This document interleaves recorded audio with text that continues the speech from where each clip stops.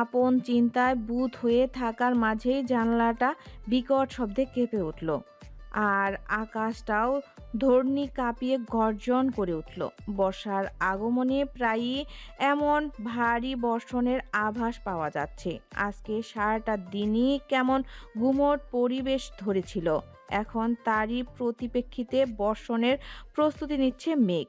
বিছানা ছেড়ে উঠে বাতাসের দাপটে ধাক্কা খাওয়া জানালাটা লাগাতে গেলেই বিদ্যুতের হালকা চমকানিতে বাড়ির বাইরের রাস্তায় যেন কোনো মানুষের অবয় আছে বলে মনে হলো পালকের। বেশ কিছুক্ষণ তাকিয়ে থেকেও কিছু দেখতে না পেরে দরজাটা লাগিয়ে দিল। ঘড়িতে 12:30 বাজে। ভেতরের অস্থিরতা যেন হুট করেই আরো বেড়ে গেল। কিছুতেই স্থির হতে পারছে না পালক।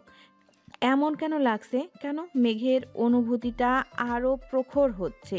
হৃৎপিণ্ডটা মেঘের ঝড়কানির সাথে সমানভাবে কেঁপে কেঁপে উঠছে। কেন মনে হচ্ছে মেঘালয় তার আশেপাশেই আছে?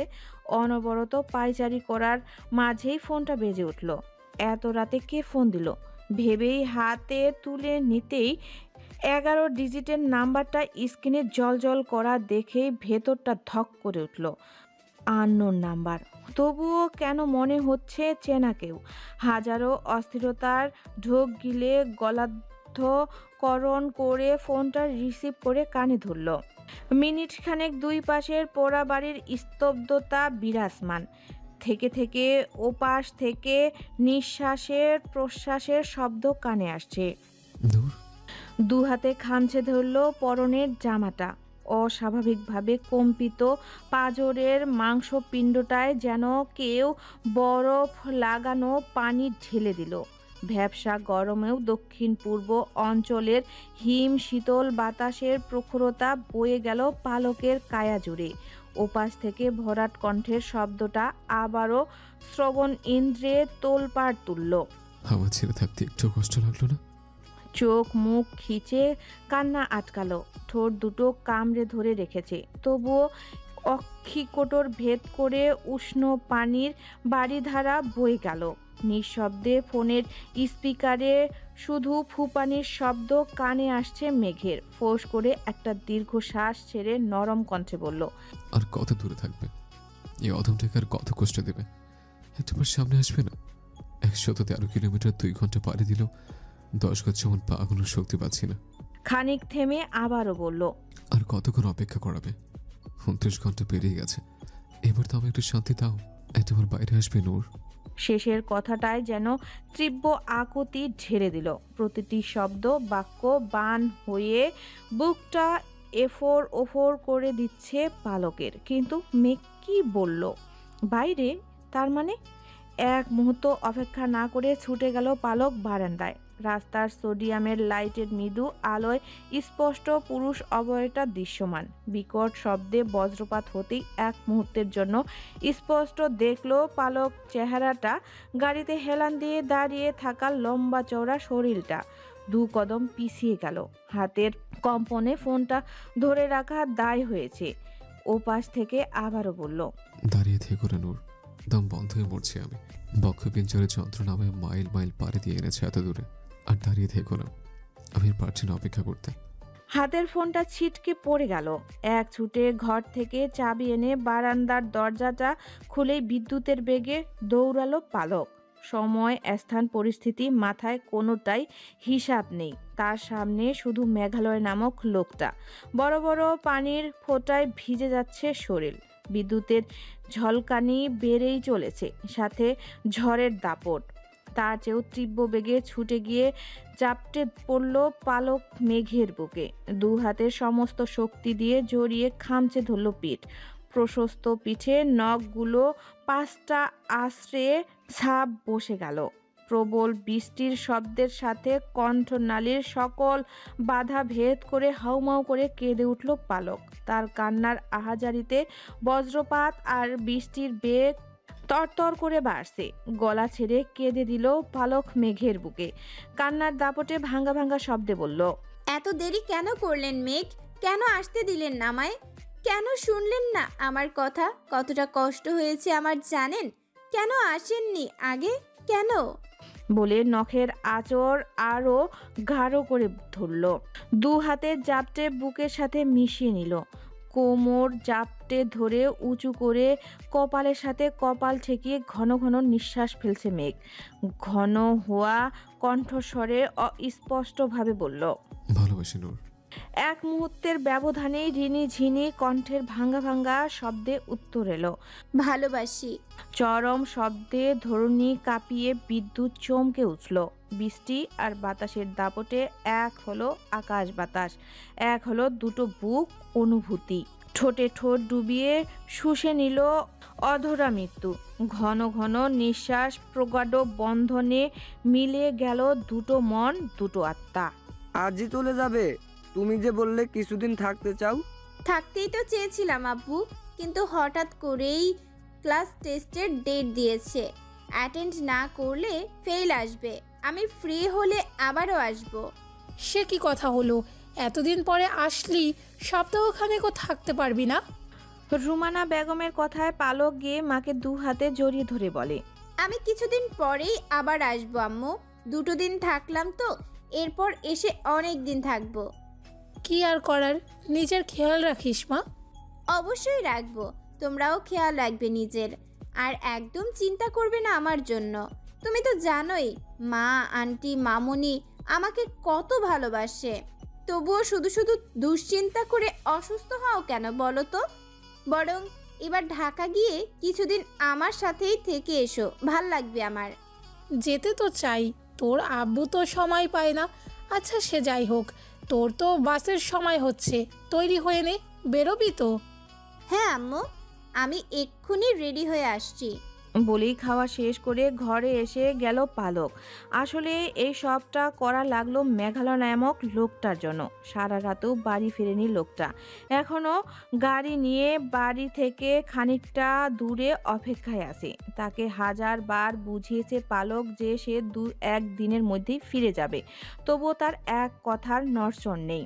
তোমাকে রেখে আমি একা কিছুতেই ফিরবো না। সারা রাত ধরে রেখেছিল নিজের কাছে। রাতের কথা মনে পড়তেই এখনো পালকের সারা মুখ লজ্জায় লাল হয়ে আসে। ভারী বসনের দাপটে সারা শরীর ভিজে জবজবে। দু হাতে বুকের মাঝে কতক্ষণ চেপে ধরে রেখেছিল সে সময় বেহিসাবি। চোখে নাকে কপালে সারা মুখে অজস্র চুমুতে ভরে দিয়েছিল। অস্থির কণ্ঠে বারবার বলেছিল, ভালোবাসি নূর, অনেক বেশি, অনেক বেশি ভালোবাসি, ভীষণ ভালোবাসি। আর কখনো দূরে যেতে দেবো না জান, একটুখানি দূরে যেতে দেবো না। চলো না, আমরা এক্ষুনি ফিরে যাই। মেঘের এমন অস্থিরতা দেখে পালক বলে, শান্ত হন, আমি কোথাও যাচ্ছি না। আমি তো আছি আপনার। এখন এত রাতে কি করে যাব বলুন? আমি তুমি ফিরে নিতে এসেছি নূর, তোমাকে ছেড়ে আমি কিছুতেই যাব না। পাগলের মতো কথা কেন বলছেন বলুন তো? এত রাতে কি করে যাওয়া যায়?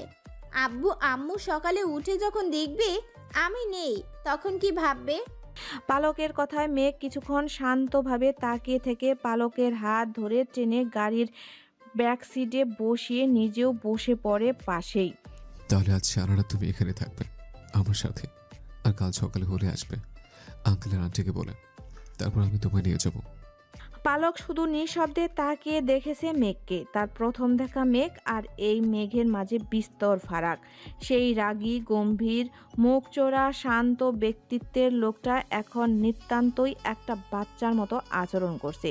ঠিক যেভাবে বাচ্চারা খেলার জন্য জেদ ধরে, ওটা না পেলে যাবে না, না তেমনি। পালক অপলক চেয়ে থাকে বিন্দু বিন্দু বৃষ্টির ফোঁটায় ভিজে থাকা মুখটার দিকে। মেঘ পালকের দিকে ফিরে বলে, কাল রাত থেকে ঘুমাইনি, ভীষণ ক্লান্ত লাগছে, আমার মাথায় একটু হাত বুলিয়ে দাও না। বলেই কোলের উপর মাথা রেখে শুয়ে পড়ে। দুহাতে কোমর জড়িয়ে ধরে পালকের পেটের ভেতর মুখ গুজে দেয়। বৃষ্টির পানিতে ভিজে হিম হয়ে থাকা শরীরে মেঘালয় যেন তপ্তটার উষ্ণটুকুও মেলে দিল। পাতলা জামা ভেদ করে মেঘের উষ্ণ শ্বাস যেন সূচের মতো বিচ্ছে শরীরে, সারা শরীর জমে আসছিল। মেঘকে সরিয়ে দিতে নিলেই দু হাতের বন্ধন আরো নিবিড় করে চেপে ধরে বলেছিল, শ্, একদম নড়াচড়া করবে না। এই 2 দিন আমি ভীষণ পুড়িয়েছ, এবার একটু শান্তি দাও। বলেই পালকের হাতটা নিয়ে নিজের চুলে মধ্যে গুজে দিয়ে চোখ বন্ধ করে শুয়ে রইল। প্রতিটি কথার সাথে ঠোঁটের স্পর্শে পালকের শরীরে যেন আগুন জ্বলছিল। অসহ্যকর একটা অনুভূতির বেড়াজালে জমে গিয়েছিল। কিছুক্ষণ স্থির থেকে ধীরে ধীরে আঙ্গুল গুলিয়ে দিল মেঘের চুলের ভেতরে। লোকটার ভেজা শরীর নিয়েই ঘুমিয়ে গেছে কিছুক্ষণের মধ্যেই। আর পালক সারা রাত ছিল মেঘের ঘুমন্ত চেহারাটার দিকে, আনমনেই আউড়ে ছিল কয়েকবার। এই মুখটা দেখে আমি মরেও শান্তি পাবো। হয়েছে তোমার মামুনি। বাবার ডাকে রাতের স্মৃতিচারণ থেকে শোভিত ফিরে পালকের। ওড়নাটা গলায় পেঁচিয়ে ব্যাগটা হাতে নিয়ে বের হয়। তুমি শুধু শুধু কষ্ট করে কেন যাবে আব্বু? আমি তো একাই যেতে পারবো। কই কষ্ট, শুধু বাসেই তো উঠিয়ে দেব। বলেই পালকের হাত থেকে ব্যাগটা নিয়ে হাঁটতে শুরু করলো তার বাবা। পালক মায়ের কাছ থেকে আবারও বিদায় জানিয়ে নিজেও বেরিয়ে পড়ে। বাবা মাকে ছেড়ে যেতে প্রতিবারই ভীষণ কষ্ট হয়, কিন্তু কি করার। মেঘের জেদের বসে বেরোলেও পুরোটা মিথ্যা বলেনি পালক। আবেগের বসে চলে আসলেও 2 দিন পর সত্যি তার ক্লাস টেস্ট, তাই আজ তার এমনিতেও ফেরা লাগতো। তারেক হাসান মেয়েকে রিকশা করে এনে বাসের টিকিট কেটে তুলে দেয়। বাসটা চলতে শুরু করলেই মেয়েকে বিদায় জানিয়ে সেও ফিরে যায়। বাসটা চলার 2 মিনিটের মাথায় ফোন বেজে ওঠে পালকের। রিসিভ করে কানে ধরতেই ওপাশ থেকে ধমকের সুরে বলে, আমি অপেক্ষা করছি তোমার জন্য, আর তুমি কেন বাস উঠে গেলে? আসলে আব্বু দিয়ে গেল তো, তাকে কি বলতাম। এক্ষুনি বাস থেকে নামো। কিন্তু মাত্রই চলা শুরু করলো বাস। নেক্সট স্টপ আসার আগ পর্যন্ত তো থামবে না। তুমি থামবে নাকি আমি গাড়িটা এনে বাসের সামনে দাঁড় করাবো? মেঘের এমন হুমকি শুনে আচ্ছা ঠিক আছে বলেই ফোন কেটে দেয়। দিন দিন যতটা পাগলামি বাড়ছে মেঘালয়ের, এতে তার দ্বারা কোনো কিছুই সম্ভব নয়। কিন্তু পালক পড়ল বিপাকে। এখন সে কি বলবে? কন্ট্রাক্টরের দিকে খানিক চেয়ে মৃদু কেশে ঢেকে বলল, বাসটা কি এখানে থামানো যাবে প্লিজ? কন্ট্রাক্টর টাকা গুনতে গুনতে বেশ বিরক্ত নিয়ে বলে, কি বলেন আফা, এই তো ছাড়লো মাত্র। আর আপনার টিকিট তো সাভারের, তাইলে এখানে কেন নামবেন? আসলে খুবই গুরুত্বপূর্ণ একটা কাজ পড়ে গেছে, আমার এক্ষুনি ফিরতে হবে। আপনি দয়া করে ড্রাইভারকে একবার বলুন প্লিজ। পরের স্ট্যান্ডের আগে তো গাড়ি থামবে না আফা। তারপরেও আপনি যখন এত করে বলছেন, আমি বইলা দেখি বাইরে।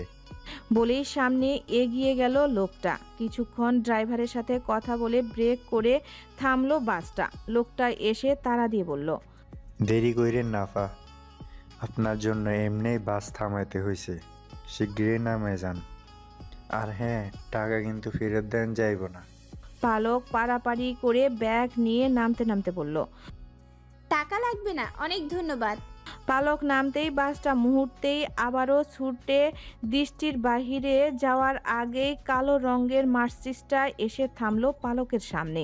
ভেতর থেকে দরজাটা খুলে দিতেই উঠে বসলো। মেঘ পালকের হাত থেকে ব্যাগটা নিয়ে থপ করে পেছনের সিটে রেখে দিল। এমন পাগলামি করার কোনো মানে হয়? বেশ রাগ দেখিয়ে মেঘকে বলল, কি সমস্যা বলুন তো? সব সময় সব কাজেই এমন ধমকাধমকি করেন কেন?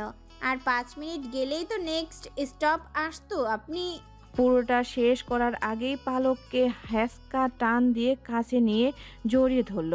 অপ্রস্তুত থাকায় বেশ অবাক হয়ে চুপ করে আসে। পালকের মাথায় হাত বুলিয়ে কিছুক্ষণ বাদে বলল, অস্থির না হয়ে কি করব বলো? সে সকালে আমি রেখে গেলে কতক্ষণ পার হয়েছে বলো তো? ভেতরটা অস্থির হয়েছিল তোমার জন্য। নরম কণ্ঠে বলা শব্দগুলো শুনে চুপ করে গেল। পালককে এক হাতে জড়িয়ে রেখেই গাড়ি চালানো শুরু করলো। ইস, এত ভালো কেন লাগছে? ভালোবাসা এত সুন্দর কেন? ভালোবাসার মানুষের বুকটাতে এত সুখ, এতটা শান্তি, অদ্ভুত প্রশান্তিতে ভেতরে ঠান্ডা হয়ে আসলো। পালকও নড়াচড়া না করে লক্ষ্মী মেয়ের মতো বুকের সাথে লেপ্টে থাকলো। ইদানিং এই লোকটার এই পাগলামিগুলো ছাড়া পালকও যে থাকতে পারে না। আফুর কি খবর বলতো? ও কি এখনো ফেরেনি? তাতে তোর কি? তুই তো পাইয়া গেছস তোর আরব ভাইরে। উপস, এখন তো ভাইয়া আর ভাইয়া নেই, ছাইয়া হয়ে গেছে। ঠাস করে একটা চাপড় বসিয়ে দিল আদৃশের পিঠে আরশি। আমার কি মানে? আমার বান্ধবীর খোঁজ আমি রাখবো না? আইসে বান্ধবী আলা, ছাইয়ার শোকে তো ভেটকাইয়া পইরা আসিলি কতদিন, তখন কই গেছিল বান্ধবীগিরি? আদৃশ্যা, তুই আসলেই একটা। আব্বে থাম আপদের দল, আজহারে মারামারি বাদ দে, আমার কথা শোন। আদৃশ, নিবিড় আর আশি বসেছিল ক্যাম্পাসের মাঠে। রাফাত আর শিমু কিছুক্ষণ বাদেই এসে বসলো। রাফাত ওদের থামিয়ে বলে, সকালে মামুনি আসছিল, আম্মুর সাথে গল্প করছিল, শুনলাম মেঘ ভাই নাকি কাল রাতে আফুরে আনতে গেছে। হোয়াট? ভাই তো সেই ফার্স্ট রে, কিন্তু আন্টি কি করে জানলো? মানে কেমনে কি? আন্টি এসব কি করে? নিবিড়কে থামিয়ে রাফাত আবারও বলল, আব্বে আমারে শেষ করতে দে শালা, মামুনি সব জানে ব্রো। মামুনি নাকি ভাইয়েরে পাঠাইছে আফুরে আনতে। কি কি কস? আন্টি আন্টি কি করে জানলো?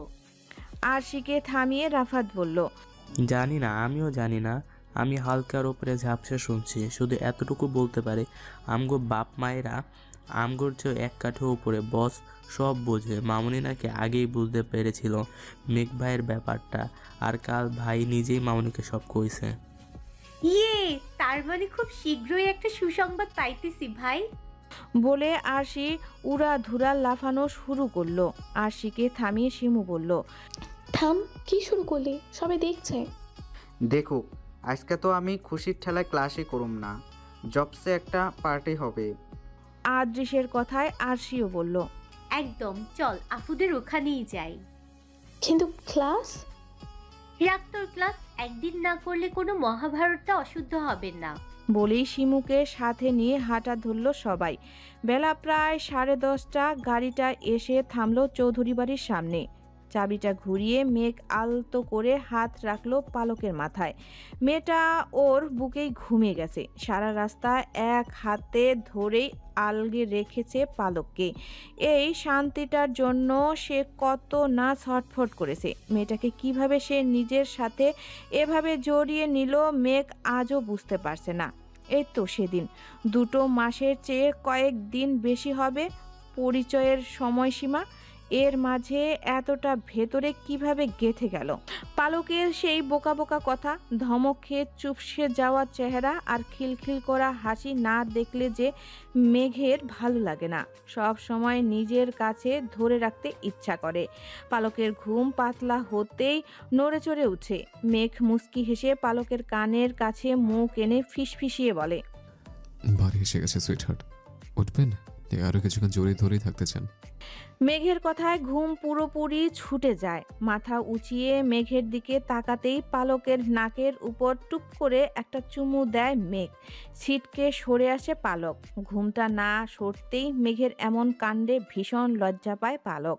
লোকটা আর কত বেহা হবে খোদা জানে। পালকের লজ্জায় লাল নীল হওয়া মুখ দেখে মেঘ সরে এসে বলে, এত লজ্জা পেতে দেখলে তো আরো বাড়িয়ে দিতে ইচ্ছা হয়। পালক মেঘের দিকে ঘুমে লাল হওয়া চোখে তাকালে মেঘ আবারও বলে, তুমি কল্পনার চেয়েও বেশি সুন্দরী, ফুলের চেয়েও মনোরম, বাতাসের চেয়েও অন্তর্ভেদী। তাই তো তুমি হিনা থাকতে পারি না, থাকবো না। খুব তাড়াতাড়ি নিয়ে আসবো আমার বউ করে। Get ready to be Mrs Chowdhury sweetheart.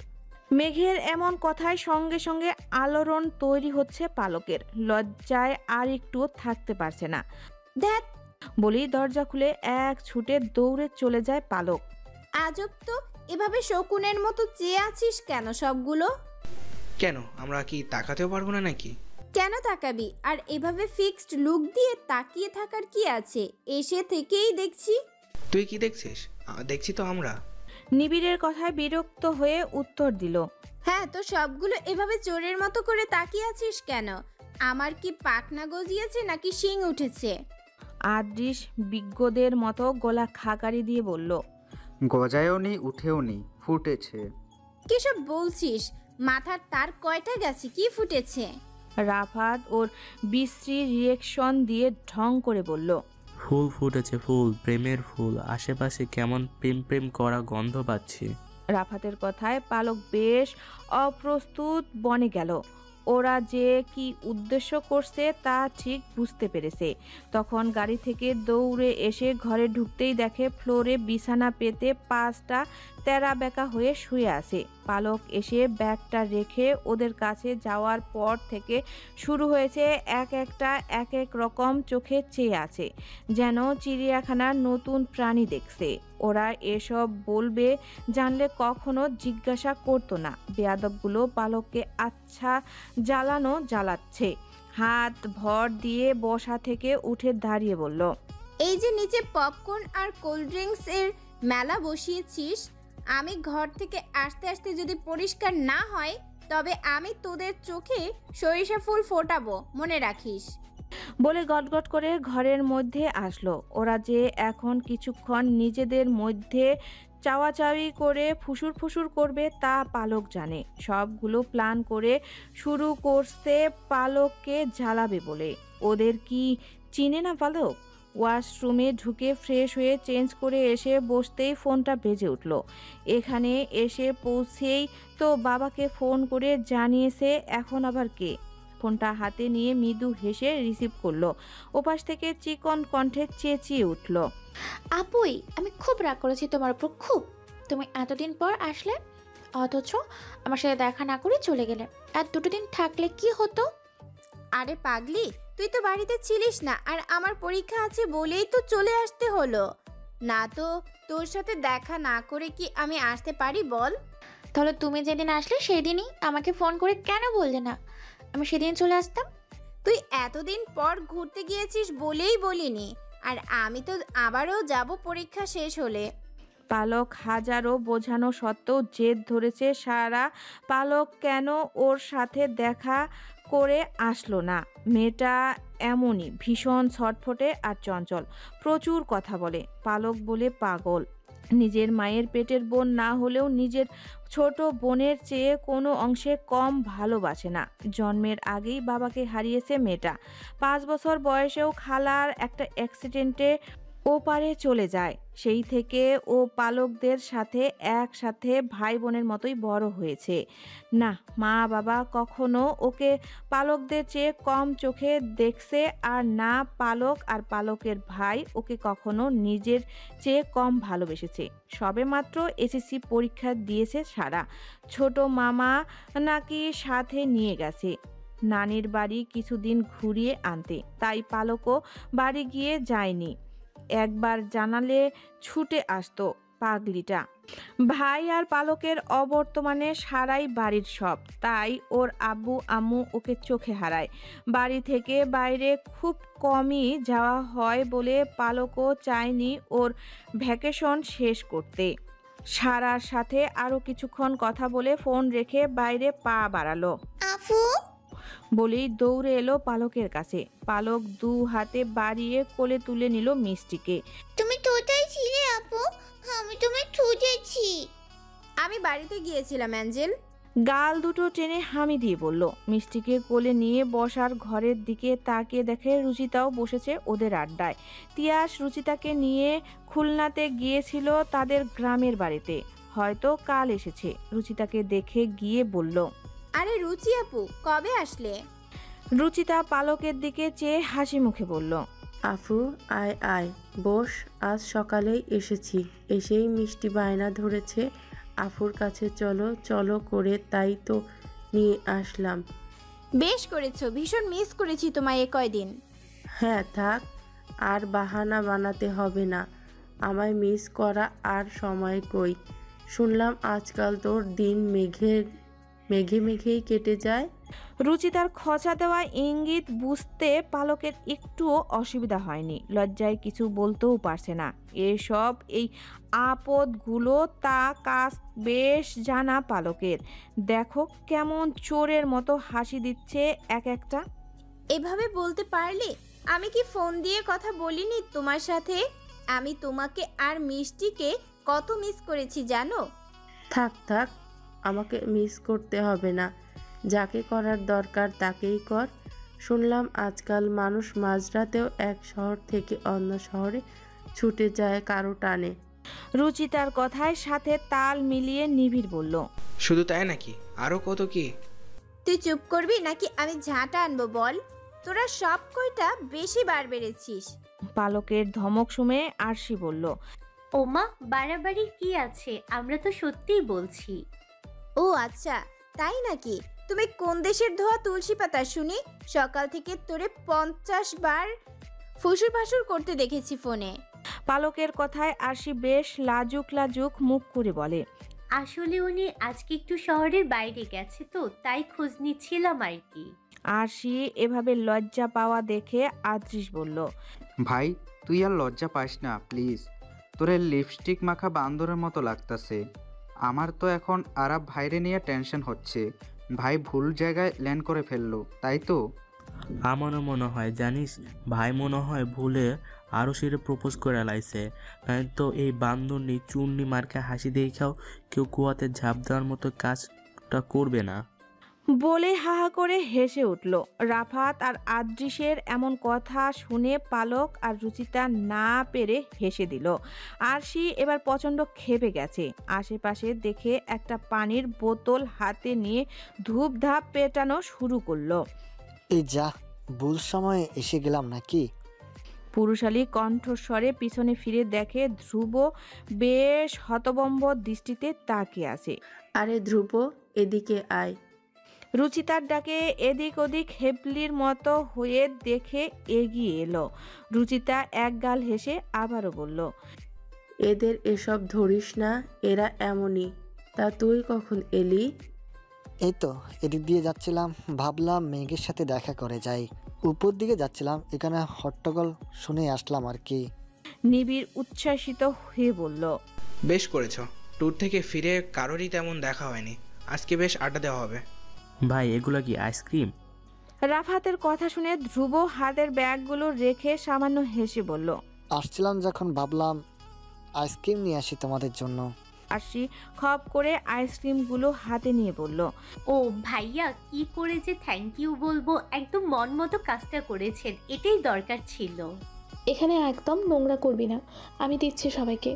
বলেই আরশির হাত থেকে ব্যাগটা নিয়ে রান্নাঘরের দিকে গেল শিমু। ধ্রুব কিছুক্ষণ শিমুর যাওয়ার পানে চেয়ে আবারও ওদের সাথে আড্ডায় যোগ দিল। মেঘ, তুমি কি কিছু বলতে চাও? এ তো ইতস্তত করছো কেন? বলো, কি বলার আছে তোমার? রমজান চৌধুরীর কথায় মেঘ সামান্য নড়ে চড়ে বসলো। এই দিয়ে 9 বার হলো। যতবারই বলার প্রস্তুতি নিচ্ছে ততবারই থমকে যাচ্ছে।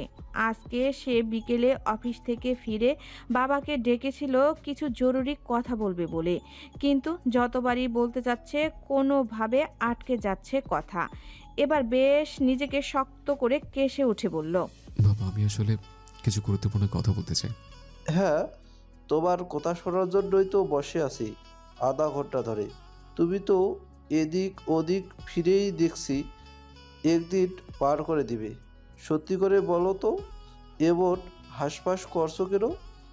কোনো অকাজ ঘটাওনি তো? আরে কিছু বলছো বাবা? অকাজ কিসের? কি অকাজ ঘটাবো? তাহলে বলতে এ তো কেন বাঁচছে?